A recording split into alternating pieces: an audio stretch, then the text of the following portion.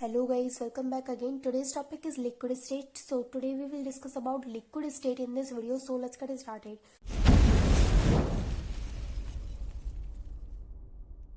तो सबसे पहले मैं आपको बता देती हूँ कि आज न्यू चैप्टर स्टार्ट हो रहा है। उस चैप्टर का नाम है लिक्विड स्टेट और ये जो चैप्टर है ये है फिजिकल केमिस्ट्री का।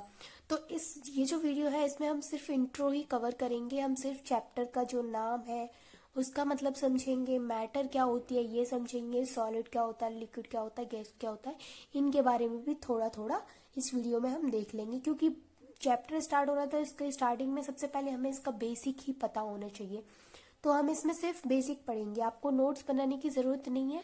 मुझे लगता है कि आपको ये पहले से पता ही होगा। इसका जो बेसिक मैं बहुत बेसिक बताऊंगी तो वो सब आपको पता ही होगा, और नहीं भी पता तो कोई बात नहीं, मैं बता ही रही हूँ तो वो आप देख लीजिए, ठीक है। तो देखिए कि लिक्विड स्टेट क्या होता है। तो सबसे पहले मैं आपको लिक्विड बताऊं तो लिक्विड क्या होता है कि जैसे कि वाटर है, मिल्क है, क्या है, ये सभी क्या है, ये लिक्विड है, ठीक है। अब लिक्विड समझने से पहले आपको समझना पड़ेगा कि मैटर क्या होता है, क्योंकि जो लिक्विड है वो तो मैटर से ही बना है। जो लिक्विड वर्ड है वो मैटर से निकल करके आया है। तो सबसे पहले समझना जरूरी है कि मैटर क्या होता है। तो देखिए मैटर क्या होता है। तो मैटर को अगर मैं आपको सिंपल और इजी लैंग्वेज में बताऊं तो मटेरियल तो सभी जानते हैं कि मटेरियल किसको बोला जाता है। मतलब कोई भी चीज है तो हम उसके लिए क्या यूज करते हैं कि ये मटेरियल है। फॉर एग्जाम्पल टेबल है, चेयर है ना। इन सब चीजों के लिए हम क्या यूज करते हैं, हम इन सब चीजों के लिए यूज करते हैं मटेरियल।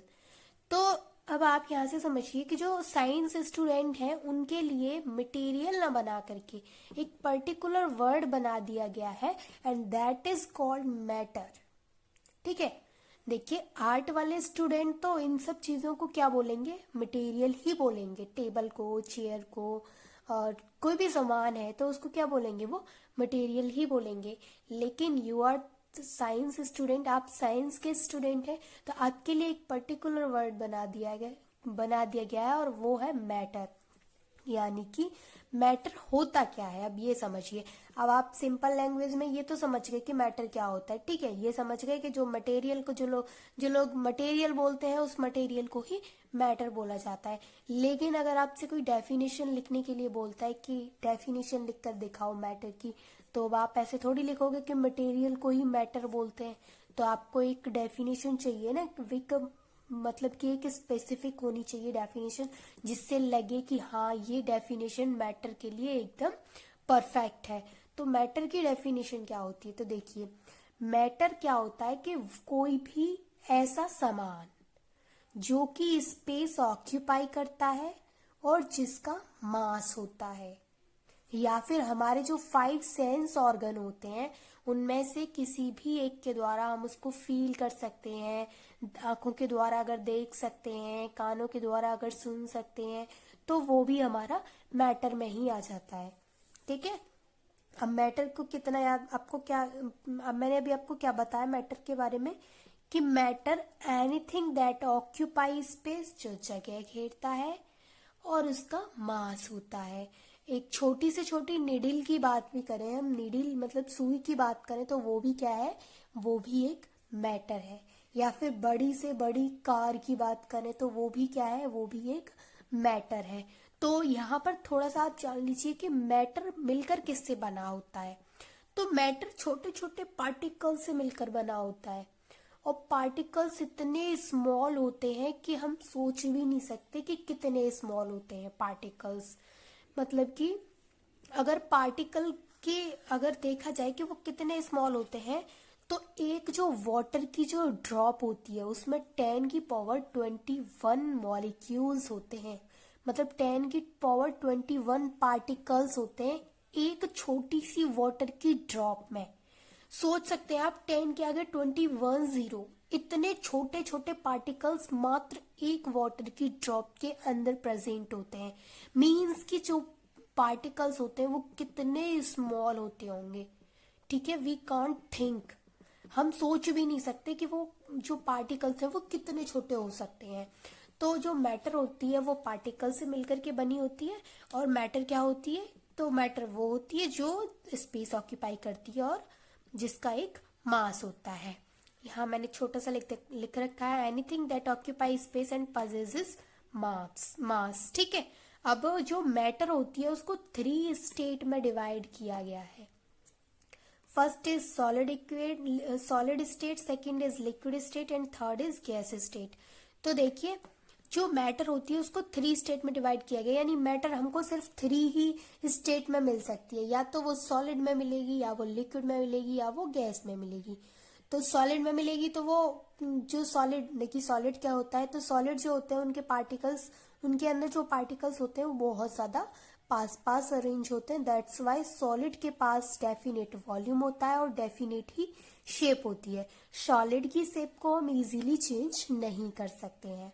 लिक्विड की बात करें तो लिक्विड का जो वॉल्यूम होता है वो तो डेफिनेट होता है, लेकिन जो शेप होती है वो डेफिनेट नहीं होती है। मैं इसको आपको एक एग्जांपल की हेल्प से समझाती हूँ। जैसे आपके पास 1 ग्लास वाटर है, आपके पास 1 ग्लास वाटर है और आपके पास एक बड़ा सा कंटेनर है और एक बॉटल है। ठीक है, एक बड़ा सा कंटेनर है और एक बॉटल है और पानी कितना है आपके पास, सिर्फ 1 गिलास। तो जब आप उस 1 गिलास पानी को एक बड़े से कंटेनर में डालेंगे तो उस कंटेनर की जैसी भी शेप होगी वो उसकी शेप ले लेगा।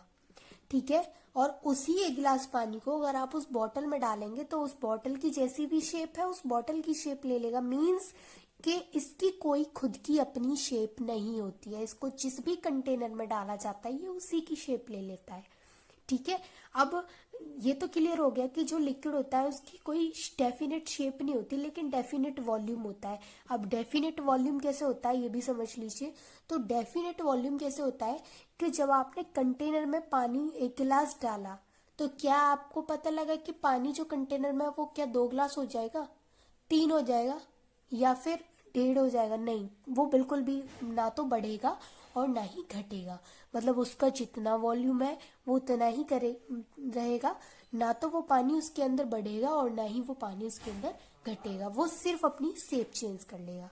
गैसेस क्या होती हैं, गैसेस की ना तो कोई डेफिनेट शेप होती है ना ही कोई डेफिनेट वॉल्यूम होता है, और इनके अंदर जो पार्टिकल्स होते हैं वो बहुत ज्यादा दूर दूर अरेंज होते हैं।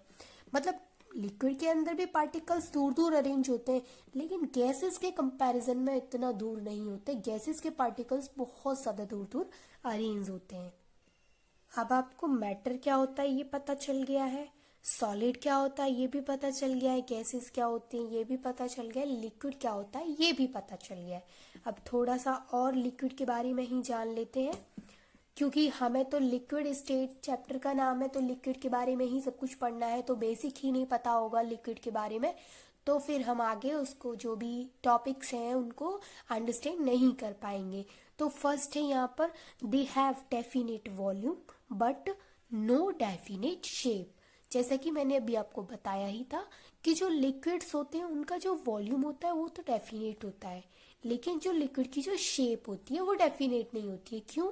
क्योंकि वो जिस भी कंटेनर में रखे जाते हैं वो उसी की शेप ले लेते हैं, लेकिन उसका जो वॉल्यूम है वो सेम रहता है, उसका वॉल्यूम ना कभी चेंज नहीं होता है। ठीक है, सेकंड है यहाँ पे, दे पजेस फ्लूइडिटी, यानी कि जो लिक्विड होते हैं उनका जो नेचर होता है वो बहने का नेचर होता है, फ्लूइडिटी नेचर होता है। ठीक है, third is the molecules are separated by small distance, जो लिक्विड के जो मॉलिक्यूल्स होते हैं वो स्मॉल डिस्टेंस से सेपरेट होते हैं, यानी कि उनके बीच का जो डिस्टेंस होता है वो बहुत ज़्यादा नहीं होता, और मतलब बहुत ज़्यादा नहीं होता गैसेस की तरह, और बहुत ज़्यादा नज़दीक भी नहीं होते सॉलिड की तरह।